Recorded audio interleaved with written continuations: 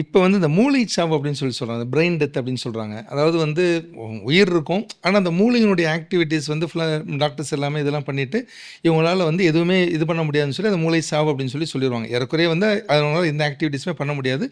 மூளை மூலமாக எந்த செயல் வருது எல்லாமே தடைபட்டு போகும். இந்த மாதிரி ஒரு சூழல் வந்துடும் பொழுது மூளைச்சாவு ஒரு சுச்சுவேஷன் வந்ததுக்கு பின்னால் அவருடைய உடல் உறுப்புகளை தானமாக அவருடைய இந்த உறுப்புகளை ஏதாவது எடுத்து தானமாக கொடுக்கலாமா சார்? அப்படி நடந்துக்கிட்டு இருக்கு மூளைச்சாவு அப்படின்ட்டு. ஏன்னா என்ன சொல்லுவாங்க, இனிமேல் நினைவு தர வாய்ப்பே இல்லை. இந்த மூளைச்சாவு பிரெயின் டெத்துக்கும் கோமா ஸ்டேஜில் இருக்கவங்களுக்கும் இருக்கக்கூடிய வித்தியாசம் இது தான். கோமா ஸ்டேஜில் உள்ளவங்க எத்தனை வருஷம் இருந்தாலும் சரி, என்றாவது ஒரு நாள் நினைவு திரும்ப வாய்ப்பு இருக்குது. 10 வருஷம் கழிச்சு கூட நினைவு திரும்ப இருக்காங்க எத்தனை பேருக்கு, கோமா ஸ்டேஜ். ஆனால் மூளைச்சாவு அடைந்தவர்கள் அந்த வாய்ப்பே கிடையாது. இல்லை. அதனால அவங்க சொல்லுவாங்க, இனி அவங்க வந்து திரும்ப போகிறது இல்லை, அவர் வச்சு நீங்கள் செலவழிச்சுக்கிட்டே இருக்கணும். டாக்டர்கள் அந்த மூளைச்சாவு அடைந்தவர்கள்ட்ட உறவுகிட்ட சொல்லுவாங்க, இது வந்து செலவழிச்சுக்கிட்டே இருக்கணும், உங்களுக்கு செலவு தான், பிரயோஜனம் இல்லை. இந்த உறுப்புகளை எடுத்து 4 பேரை கொடுத்தா அவங்க 4 பேர் வாழ்ந்துக்கிட்டு இருப்பாங்க அப்படின்னு சொன்னோடனே இவங்க சரி பேப்பர்லேயும் பேர் வரும், இப்படி சொன்னால் பேப்பரில் போட்டுடுறாங்கல்ல அப்படின்னு சொல்லி சரி அப்படின்றாங்க. இந்த மாதிரி செய்கிறது அப்படிங்கிறது எப்படிங்க கூடும்? ஒரு ஆள் கொலை பண்ணி தானே கொடுக்குறாங்க. மூளைச்சாவு, இது சாவுங்கிற வார்த்தை அந்த மூளைகளோட தான் வருது. மூளை செயலிழந்து விட்டது, ஆகவே மூளைச்சாவு. நான் கேட்குறேன், ஒரு ஆள் கை விளங்காமல் போச்சு, கை சாவுன்னு சொல்லுவீங்களா? கண்ணு பார்க்க முடியாமல் போச்சு, கண் சாவு அப்படிங்களா? இல்லை இல்லை. ஆனால் இந்த மூளைக்கு மட்டும்தான் சாவுன்னு பேர் வச்சுருக்காங்க, மற்றதுக்கெல்லாம் அப்படி வைக்கலை. சரி, மூளை செயலிழந்து விட்டது, ரைட்டு.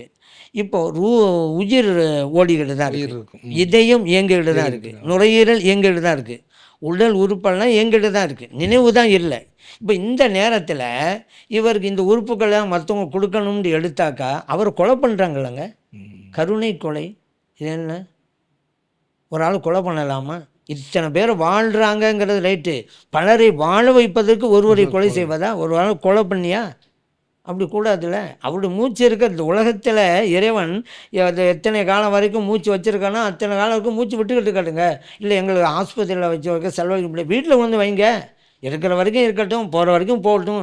எப்படி நீங்கள் உயிரோடு இருக்கும்போது கொலை செய்யலாம்? ஏன்னா இந்த கண் தானங்கிறது இறந்து போன பிறகு எடுத்தும் கொடுக்கலாம், அது வேலை செய்யும். மற்ற உறுப்புகள்லாம் உயிரோடு இருக்கும்போது எடுத்தால் தான் வேலை செய்யும். அதனால தான் மூளைச்சாவடைந்து உயிரோடு தானே இருக்கிறாரு.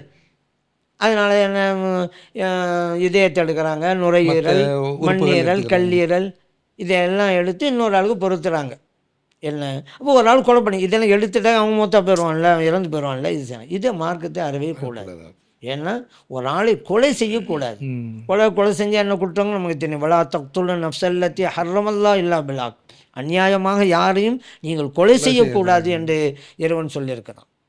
வமன் யகுத்துல் மூமின முத்தஅம்மிதன் ஃபஜஸாஹு ஜஹன்னமு ஹாலிதன் ஃபீஹா, யாராவது ஒருவரை கொலை செய்தால் அவருக்குண்டான கூலி நிரந்தர நரகம் என்கிறான் இறைவன். இறைவனுடைய சாபம் கிட்டும்ங்கிறான், இறைவனுடைய கோப பார்வை அவன் மீது விழுங்கிறான். அவ்வளோ கடுமையான குற்றம் இந்த கொலை செய்தல்ங்கிறது. அந்த காரியத்தானே செய்கிறாங்க. பேரு கருணை கொலைன்னு பேர் வச்சுக்கிட்டாங்க, கொலை தானே.